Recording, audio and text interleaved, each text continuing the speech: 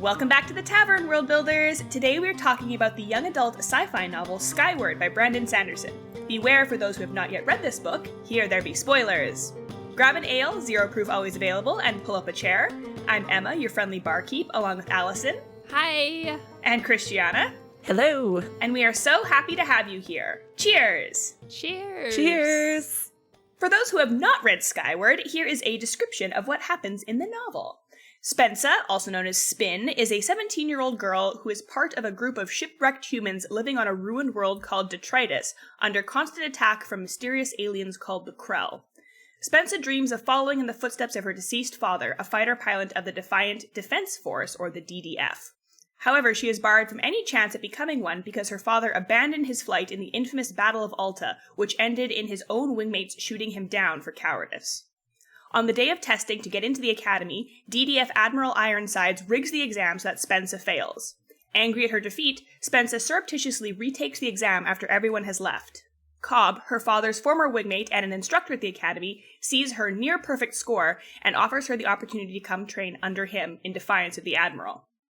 At the academy, Spensa is introduced to her fellow cadet crew who, at Spensa's recommendation, name themselves the Skyward Flight. Spensa is barred from using academy facilities and quarters, so she occupies a nearby cave, where she discovers an advanced, crashed ship with an artificial intelligence computer. Spensa, with the help of her friend Raj, begins to work on repairing the ship. In the meantime, Spensa and her cadet flight crew continue to learn and practice under the guidance of Cobb. Spensa is eventually able to power on the ship, which introduces itself as Mbot, and explains that it was left in the cave by its former owner. Mbot's memory banks are corrupted, and it remembers little beyond orders to lie low and not reveal itself to the public. Spensa acquires a recording of the Battle of Alta, which reveals that her father did not actually desert, but rather turned on and attacked his fellow pilots.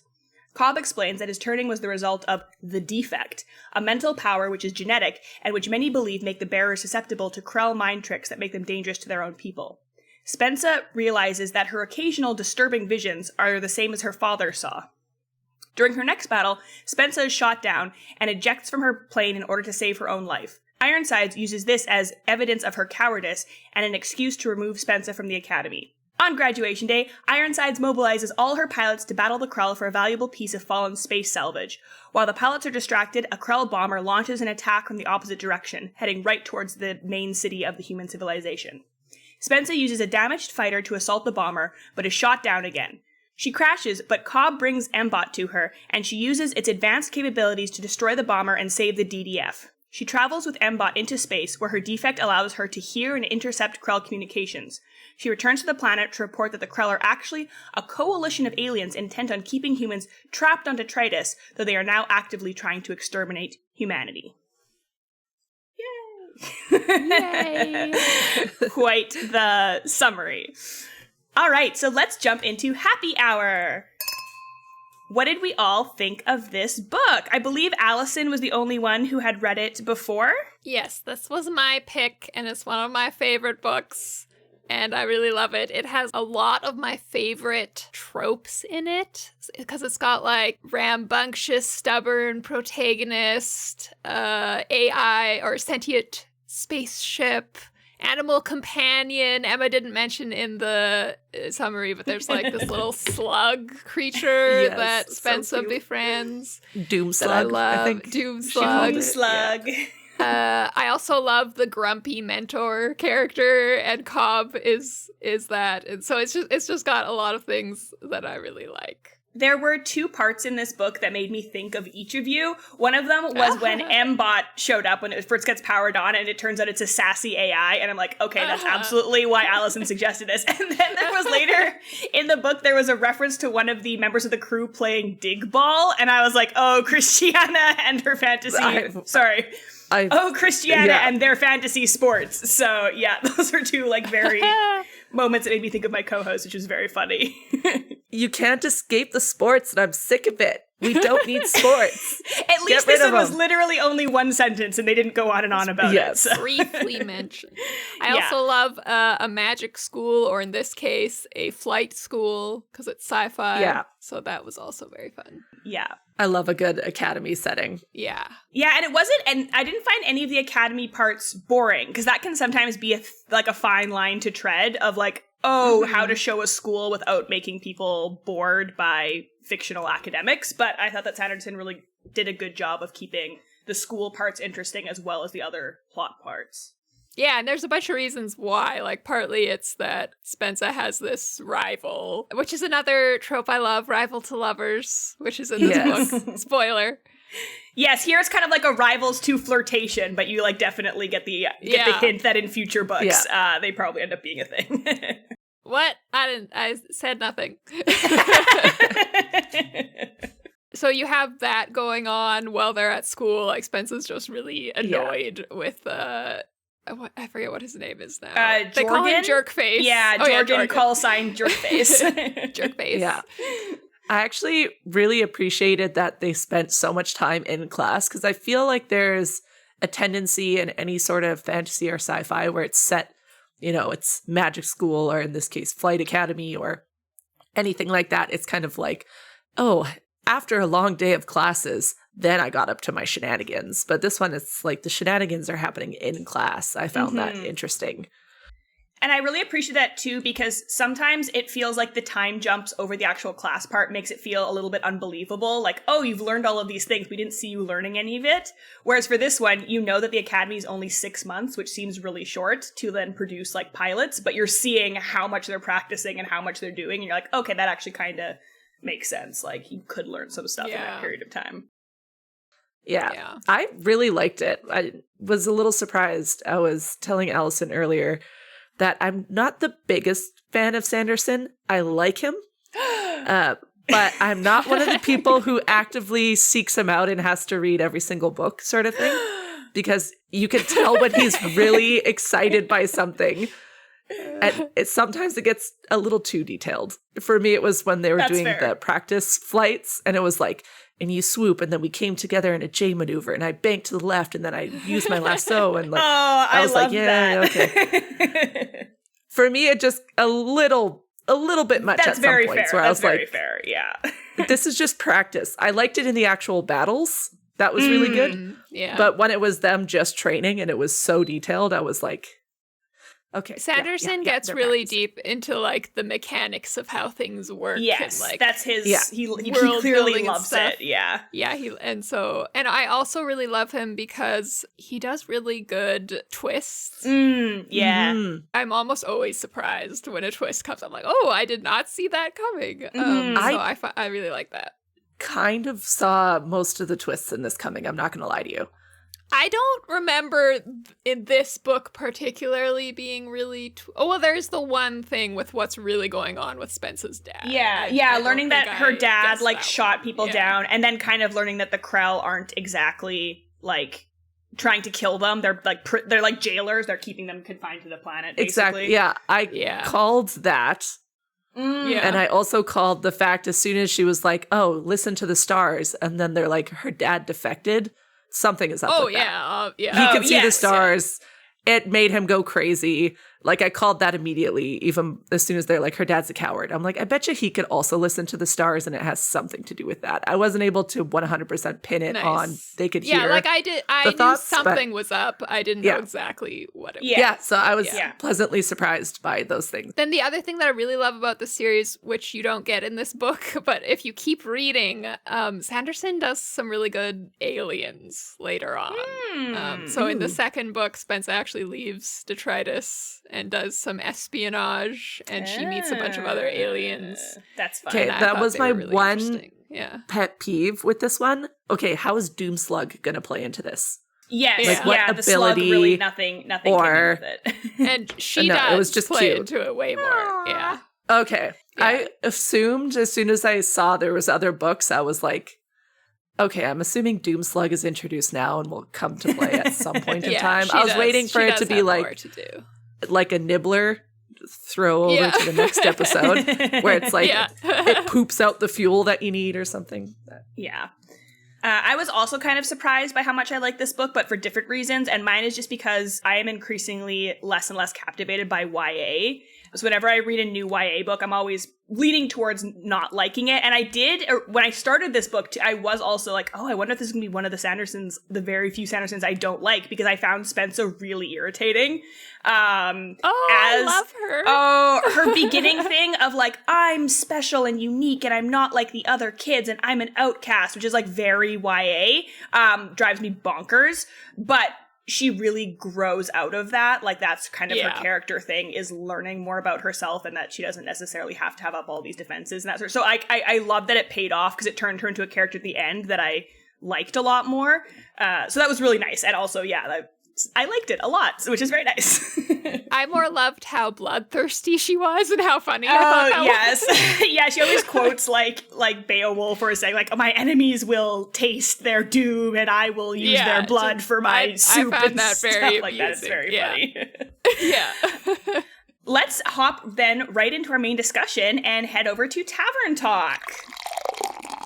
So, Allison, you wanted to jump into this by talking about the YA Sci-Fi market, right? Before we get into more of the world-building stuff? Yeah, I'm always fascinated by publishing and how the markets work. And YA Sci-Fi in particular is not a big thing. If you write YA Sci-Fi, you're going to have a hard time. Not that you can't, and I think you should, because I would love more books like this. So I just thought we could maybe discuss a bit why that is, just because I think it's interesting. So sci-fi itself has always been a smaller market than other genres. Like, fantasy is huge, romance is huge. Sci-fi is generally a little bit more niche, but still very healthy. Except for YA. And middle grade. Middle grade sci-fi isn't super big either. So the short explanation is that YA just doesn't sell well. But the longer explanation involves a lot more factors, like a lot of people working in YA are less interested in sci-fi, or don't understand it and know how to market it, or they just don't think it will sell well. The self-fulfilling prophecy. Yeah. Despite dystopian, which is a sci-fi subgenre, proving that people like sci-fi, like the Hunger Games and that boom of dystopian fiction.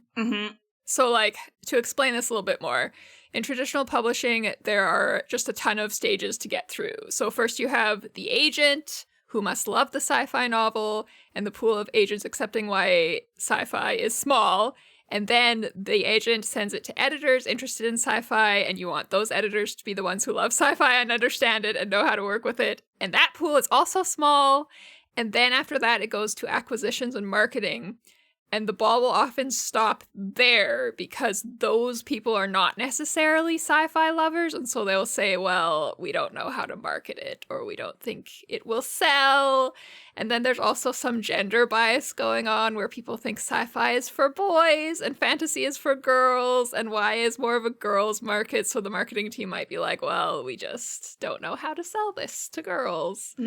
So the question is there actually not a market for YA sci-fi, or does it not sell well because publishers don't know how to sell it, or just choose not to, or don't put a lot of marketing effort into it when they do acquire YA sci-fi? It is unclear, chicken and the egg sort of thing. Yeah. It's probably biased. The latter. I would guess it's the latter. I think publishers can sell anything, to be honest, if they put the marketing budget behind it.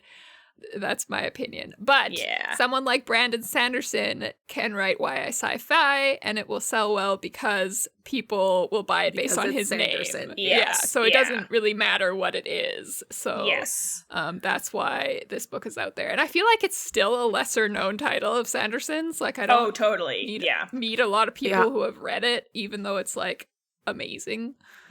So that's my little spiel on what's going on with YA sci-fi in the publishing world. I also feel like it's probably more about the like marketing and stuff, because clearly there's like an adult market for it, and like those adults were once children, so it's not like you just suddenly turn 18 and are like, I like sci-fi now. Like those interests are in people. So And also the thing about sci-fi is for boys is just nonsense. Cause, it is not, You know, I'm a woman and I love sci-fi, and there are lots of other women like me, so yeah. Yeah. And that's also kind of a self-fulfilling prophecy. They assume it's for boys, so they write sci-fi stories that cater to boys with, like, male protagonists, and then it becomes, again, like a self-fulfilling prophecy, because, which is a whole other thing. I think it might also be a tiny bit about reading levels, where a lot of sci-fi is based in science, right? So now you're trying to explain, like, time jumps with the target age of, like, 13 to 15-year-olds. I mean, it's totally kind of thing. possible. It's totally to doable, for any but audience. I think some people are maybe intimidated by that. I'm thinking on the writer level. Oh, I could see some people thinking, struggling. I can't write YA middle grade because it's too much for them or something, which is not giving the middle graders enough credit. It's not good.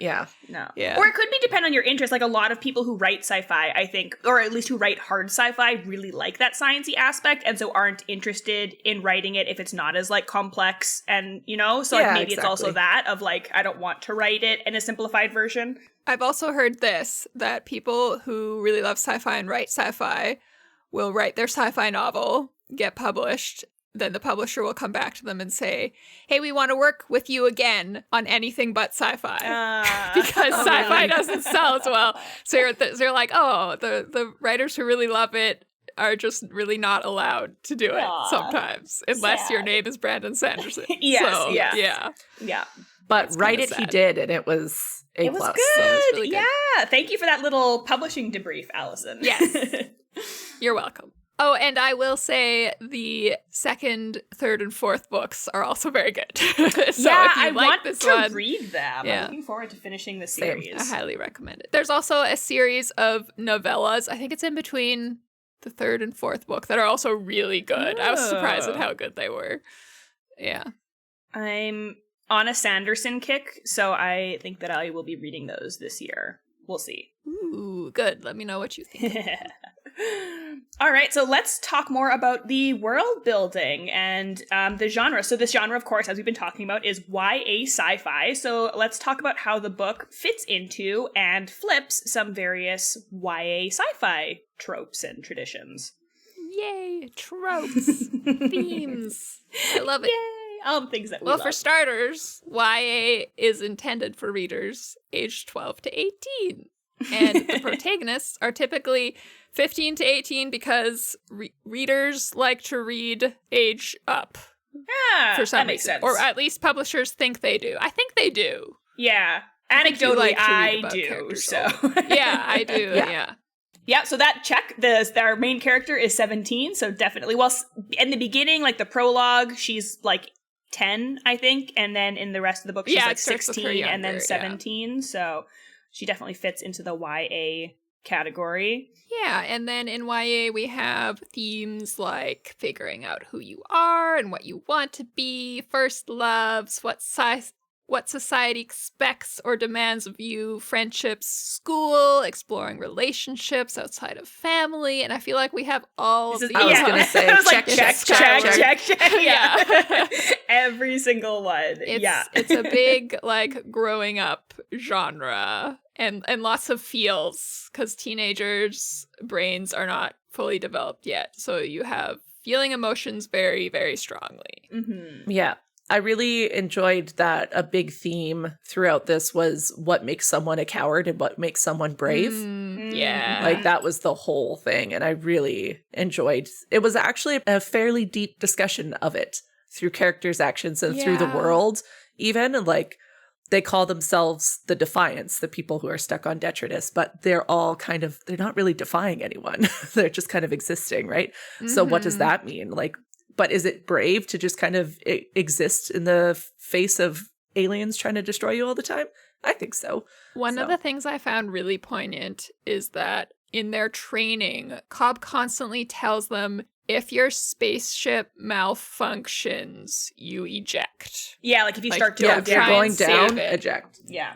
Because the rest of the entire academy puts this value on being courageous and trying to save your ship, because ships are really hard to make. And so you're seen as sort of a coward if you go down, if you eject. Mm-hmm. And so this thing about bravery in Spensa is a constant theme. And there's another character, Hurl? I think it's Hurl, who's in the same flight as Spensa.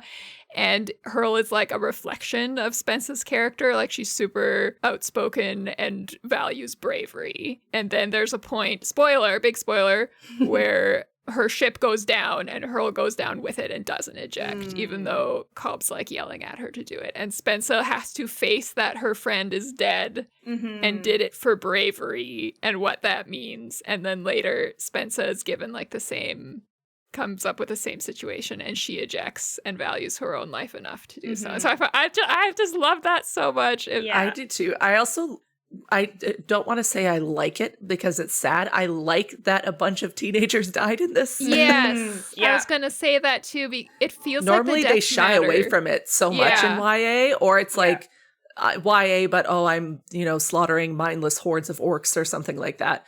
That you don't, these are people that you get attached to. And it's like, no, they just died. Yeah. And some of the deaths aren't particularly glamorous or drawn out or for any particular reason. It's like they're in a space battle and someone explodes. That's it. They're gone. They're dead. Yeah. And it feels like they are real three-dimensional characters whose lives were just cut off, as opposed to like, oh, this character is dying for this narrative purpose, Yeah. Yeah. Spensa's inner monologue when her ship starts to go down and she has to, the like really strong urge, because she's also like, her whole life she's been fighting against this narrative about her father being a coward and people, shunning her family because of it. So like her greatest fear is being a coward. And even as she starts to go down after she's seen her classmates die already, is she's still thinking, well, I need to just, be brave to the end and go down. And then she has the thought of like, but what will that do to them? You've seen how much the death of your classmates has like wrecked your friends and their families. And it's like, what will it do for your friends and families if you die? And then she ejects. And it's really, that's one of my favorite moments in the book as well. It's very powerful. And sad. I don't think death is necessarily something that a lot of YA shies away from. I'm thinking of like the Hunger Games where everyone's dying. Oh yeah, that's true. Yeah, but similar dystopian ones. But yes, yeah. But that's only one other example, right? Like, and I think one of the reasons that the Hunger Games is also so powerful is because it doesn't shy away from that. But I would probably say that in the majority, you're not having. And I don't think you're having as many, right? Like, you might have one big character death to, like, be the darkest moment. But I don't think in most YA series, you're not getting, like, mass casualties sort of thing. Yeah, I'm trying to think through a bunch of my YA favorites. And, there's not a whole lot. And certainly not in, like, YA contemporary. You're not going to have people dying. But yeah, really well done. Character deaths. Really sad. I was, like, very sad. Really impacted by those. I was genuinely shocked, too, when... some of them died. The first two people. Because Spensa's has a flirtatious relationship with one of them, and you're like, oh, they're gonna get together or whatever. And then he dies. He just like, blows up. And I was like, oh, what? I kept waiting for it to be like, I see his ship going down, and then he pulls out a curve or whatever. And it's like, and then he just splats on the ground. And I was like, oh, holy moly, Sanderson is not playing around with this. I appreciate that. And the stuff he does with Mbot later is also really interesting. Mbot has like some internal crises about like what he is, and is he a person, and can he die, and like stuff like that, Accidentally programmed into himself the fear of death. I'd never related to any character so hard in my entire life. I was like, I am Mbot. Mbot is me. Yeah. She just wants to look for mushrooms. It's really I know. And when she's like, we're going to take you into battle, I'm like, let the man rest. Give him his mushrooms. The theme of choice also comes up in this, like that, Cobb is talking to Spensa about her defect because she's afraid. She's like, well, what if I do have this and it does make me like turn on people? And he says, well, you have a choice. And then that later comes up with Mbot as well, because Mbot has these commands from its previous captain where it's supposed to lay low and whatever, and Spensa's like asking for its help, and he keeps saying, well, I can't. And then at the end he does come to her rescue because he said, I chose to put you, like, rewrite my code so you are the captain. I have to listen to you now. And I really love that, and that's a theme that Sanderson really likes. Like, it comes up in a lot of his other works as well. Is just like the idea of like personal determination and having a choice in And not in kind of the toxic way that sometimes it shows up of like, nothing matters except your own personal choice. It's like, well, that's not true because they're still under attack and like that. So it's not just about like, pull yourself up by your bootstraps, but it's like, even in the face of horrible things, you do still have your own choices about how to react and how those things can affect you, which is also very deep and is nice to see in this YA novel as well. Mm-hmm. Yeah. So very YA themes. Mm-hmm. Then you also have quick pacing is a hallmark of YA, which I think this does pretty good. I don't think I really felt bored. I didn't think so. Oh, really? You didn't think so? I guess I judged that by whether I'm bored or not, and I was not bored. See, I like a slower pace, and so often that's why I don't like YA, because I'm like, I have no time to like sit with the story and sit with the characters. But with this one, I was finding that I did feel like I had enough time with the characters. That's why for this one, I was like, this is like, I wouldn't say it's slow. I think I would say it's like a medium pace. Medium pace. Yeah, I was going to say, I was somewhere in the middle. Because I was like, okay, it's giving us, there's definitely breathing room in the plot and with the characters, but I never felt like, okay, let's get on with the show. It. Whatever it was, it worked for me. And then you have like a sort of in-the-moment narration style, which is why first person is often really popular for YA. You get kind of inside the character's head and are with them as they're on their adventure. Which this was first person, right? Yes. I think it was. Yes. It was. Yeah. Although I know sometimes it's even first person present tense, which is a very uncommon narration style, but when it does pop up, tends to be YA, which this one wasn't. This was like first person past tense, but I like first past better. But yes. Any works for me, really. I'll get invested as long as it's well done. Yeah. So. I mean, Hunger Games is first person present tense, which is really interesting, and which I always forget because it like goes like it flows so well that I feel like it really you say that, then I'm like, really? It is? That's funny. The first line of the first book is something that's like, it's like, when I wake up, the bed is cold or whatever. So it's like the like very immediate, which is interesting. Just as an aside.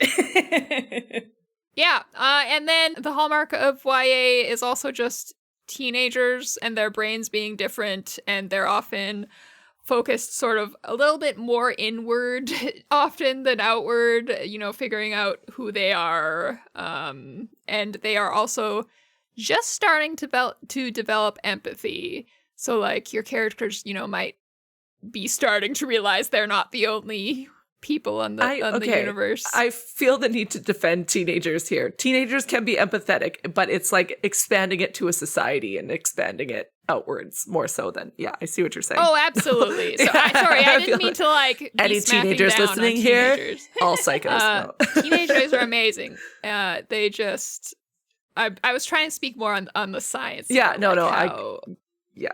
Brains are still developing. That frontal lobe is still a little squishy. It's hardening up a bit. Yeah. I remember being a teenager and being very like inwardly, more focused on like how other people think of me rather than what I think of them, or like exactly. Yeah. Mm-hmm. I think they did that very well with Fensa, because normally I don't like bullheaded kind of protagonists because I just find them annoying. And maybe that's like the pacifist in me, or the person who's afraid of conflict, where I'm like, why are you just picking fights with everyone? Calm down. But I think they handled it really well. And I do like what you were saying earlier, Emma, is the way she grew so much by the end.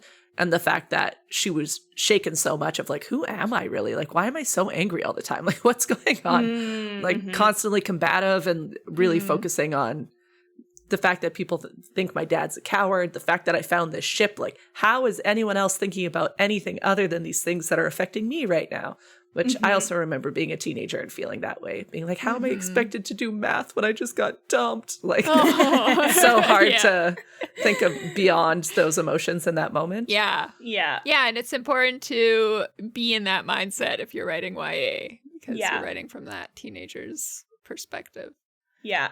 There was a quote in another series that we'll be talking about later this season, which is a middle grade sci-fi series, Animorphs. And there's a line in there where one of the parents is talking to one of the kids and talking about how hard it is to be a teenager because you're dealing with all this stuff for the first time. And like she says, like, oh, as when I face something, at least I get to think, hey, it's not as bad as being a teenager, and I get to like rely on all of my past experience. Whereas when you're a teen, you're experiencing it for the first time, which is, you know, nothing to minimize at all. So yeah, it's really nice to see teenage characters that seem like real teenagers and not just like mini adults or like big kids, because sometimes it can go the other way too, where it's like this person's supposed to be 15 and they seem like the author wrote them to be 9. Like, what is, and they're throwing temper tantrums. And then we have a list of YA tropes common in sci-fi and fantasy. So good versus evil, or knowing what's right and wrong. I think we definitely see that here, because the Krell are evil, the detritus people are good, and then Spencer slowly starts to realize it might be more complicated than that. Yeah. Which I like. I love a gray morality isn't really black and white type of concept. I think that is much more interesting than just X is bad. I mean, I guess I really like Lord of the Rings, and Sauron is just bad. Yeah. Yeah. But yeah, that is something I struggle with sometimes, is like things being, specifically when it's one character, when it's just like this person is just so evil for no reason, and they're just constantly being antagonizing and evil and awful. And I'm like, I don't know, I need something more than this person is just off the rails.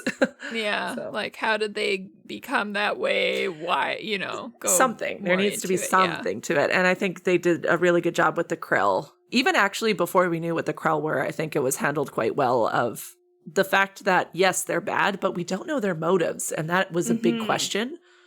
I like that they even brought up the fact of, why are they doing this to us? So. So it's really interesting because they get into that a little bit more in the next book, where Spencer actually goes and infiltrates an alien space station, I think. Don't quote me on that. So she meets other aliens, and she learns that, a very small spoiler, all the aliens think that humans are really scary and dangerous. And she's posing as not a human, so they don't know she's human, but she learns that like everyone thinks of humanity what they think of the Krell. And so it's very interesting that that's like flipped back on her. That is one of my favorite tropes, is the like, all is not as we thought it was, or society is set up this way with this understanding, but it turns out that that's all wrong, either because nobody knew or the higher ups are covering it up. Like, that's one of my favorite tropes. I was like, yes, give it to me. I'll have it. Yeah, I love, we all believe this thing, and then it turns out it's wrong. Yes, that's my favorite. Because then you have, like, people struggling to even accept what they believe is wrong because they believed it for so long. Yeah. It was same with, oh my goodness, I feel so bad. I'm forgetting the name of the series. The one with the big mecha robots. Oh, Iron Widow. Iron Widow. Iron Widow, yes, sorry. With them thinking that they were being colonized, but they were the colonizers all along. Yeah. I like that trope. Yeah, me too. Oh, yeah, that's another, I guess, kind of YA. That was YA Sci-Fi, right? That was YA. Yeah, so I would call it science fantasy, because there's like kind of magic, but there's also robots. Yeah. Yeah, but if I had to pick one, I guess I'd pick sci-fi. Yeah. But yeah. Then you have outsider protagonists, Emma's favorites, who struggles to conform and relate to their peers. That's very common in YA. I think that's also why I felt a bit out YA'd lately too. I don't know exactly why. I thought maybe it was just like YA fantasy and like Chosen One and, you know, all the the tropes that I'm so used to that I'm just maybe tired of. I'm not sure. But that is definitely one of them. Although I didn't mind it for Spencer. I felt like, as opposed to her just like feeling that way, she was literally ostracized by people, and her own like Ironsides literally prevents her from going to school. Good-ish reason. Like, it doesn't make sense. I would certainly hate to be judged by the actions of my parents. My parents are great people, but I'm a separate human being, right? Yeah. Actually, now that I think of it, I didn't even think of Spencer as the chosen one, but this is totally a chosen one trope, because she has the power to listen to the stars and choose the way. She totally does, It's a sleeper chosen one. But yeah, it kind of snuck up on me there. But actually, you find out later that Ironsides actually had really good reason to not want her in exactly. school. Yeah. For me, it worked because she grew out of it. Like, that was part of her growth. Yeah. I think if she had been the same way at the end of the novel, I would have been like, okay, this was fine, but I don't want to continue reading it. Yeah. But because there was that character development, I was like, okay, I do appreciate that. Mm-hmm. Yep. And then you often have first loves, romance in YA. Mm-hmm. I always find it refreshing when there's not. I really liked Vespertine, which is a book we talked about. Mm-hmm. Was that last season? Last season, yes. Which didn't really have a romance at all. I didn't mind this one, though. In the first book, it's very light. It's just like a hint of it. Yes. Between her and Jerkface. Yes. Jorgen. Yeah. And I really liked the way that it was written. Sometimes it can be annoying to read about a character, like, finding out, like, realizing that they like somebody else, because you're like, okay, you obviously like this person, why are you being so dense? But, like, for this one, it felt very natural. Just a couple of times, and it was just kind of like, she's like, oh, why am I thinking so much about him? Or, like, why did I look at him just now, or whatever? And it wasn't, like, over and over again. Like, it was just a couple of times sprinkled in where it did feel kind of realistic of, like, oh, okay, she's got a little bit of a crush, but she doesn't quite maybe it's her first one, right? So she's like, what is this feeling that I'm experiencing? As opposed to, like, when you're reading about it from somebody who's like 25 and you're like, okay, you know what this is. Why are you being so like annoying about it? So it was cute. I liked it. I thought it was cute. I also really like rivals to lovers. It's a trope that I enjoy, so I didn't mind it. And then forbidden love is also a common one. Like, there's a reason why they can't be together. I don't know if that was here. I think it was a little bit because he comes from, like, a very, important family, and she's, like... That's true, and she does not. She's the daughter of a coward, so it doesn't really come up in this book, but I imagine that there could be some sort of, like, side-eyeing from the family of, like, why are you with this person? But and then there's, like, later... books reasons where they are literally like not on the same planet, type of thing. Yeah. Spoilers. Adults as adversaries is fairly common in YA, where like the adults are doing the wrong thing or making the wrong choices or getting in the teenager's way. That's definitely here. Yep. Ironsides is constantly in Spence's path, trying to stop her from becoming a pilot. It makes sense in most worlds that you're going to build that it's adults who are the problem. Yeah, because they're usually the ones. They're usually the ones with authority. With authority and running the military and all that jazz. And it's also just fun to read about kids getting one up on the adults, Yeah. Yeah. And then, of course, dystopian or broken societies is quite common in YA sci-fi and fantasy, and we definitely have that here. I find it really interesting that they're not allowed to grow bigger, and as soon as they do, they get attacked. So it just kept these cities I also really small. loved the description and the world building and of them living in caverns, like underground, which makes sense. But the way they described it and using algae as fuel and things like that, I thought it was food. Very interesting. Yeah. Yeah, you don't get a ton of, like, info about the society. You just get, like, little snippets of it, but it feels very, like, lived in. And, like, it feels like there's more behind it, and it's just not important to be talked about. Picture it very vividly in my head. And I was like, would not want to live there, would love to spend a day there. Just kind of check it out, And, like, the debris floating around the planet so they can never see the stars is really interesting, too. And it kind of protects them from the attacks of the giant sunlights in the sky also feels very dystopian in its own sense, like not even like artificial light, like that's how deep this dystopia goes. Yep. And then, of course, you have school, because teenagers in a lot of societies go to school, so it makes sense why that would be a thing in YA. Flight school is so much fun. And then hidden identity, or the protagonist doesn't know everything about their past, which obviously we have here with Spensa and her dad and what really happened. Yeah. And then her own powers of being able to hear the stars and what that actually means, which you also learn more about in the later books. But yeah, that's our YA tropes, how this fits. I don't know if it really, like, subverted that much. I think it just did a really good job. It did a good job of hitting all of them very well.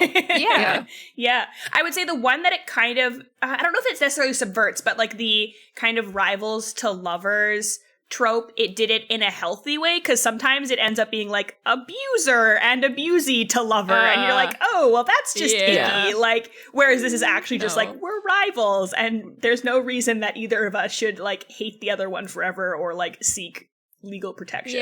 So that's nice. Yeah, it's just it's a nice example to like just sometimes, because I think people do get really hung up on like originality and like, oh, I need to like find ways to subvert or whatever. It's like, you don't always have to. Like, there's a reason that people like certain tropes, and if you do them well, you can have a whole, like, we just listed off like a dozen different tropes that this book has, and yet it still feels original, right? Because the story itself is still the first time that this particular story has been told. It's told from a particular author's voice, and it's still really good, and it doesn't feel exactly like any other novel, even though if you picked up Hunger Games, you could probably find this same list of tropes in the Hunger Games, and yet they're two very different stories. Right? It feels very different. I think we've covered a lot for this novel, so let's hop on over and find out what novel we might like if we liked this novel. Let's go to Proprietor's Pick. Allison, what book do you have for us? Well, as you know, YA Sci-Fi is not very popular, or there aren't a lot of titles, so it was tough to find a book like this, but I went with a dystopian, because that is more common in YA. I went with Red Rising by Pierce Brown, which you may have heard of. Yes. The first book came out in 2014, and book 7, which is the final book, comes out this year. So I thought it would be cool to highlight that one a little bit. It's about a boy named Darrow who is a Red, a member of the lowest caste in society. He works all day to make the surface of Mars livable for future generations, but soon learns that humanity has already populated Mars and are using the Reds as slaves. So he infiltrates their society and enters a deadly competition to try to become a gold and bring down his enemies. I will say, if you liked Skyward and you liked Hunger Games, you will probably like Red Rising. Yes. I've read the first one, and it was pretty good. I found it a little bit annoying that there were so many male main characters and not very many female ones, but aside from that, I enjoyed it.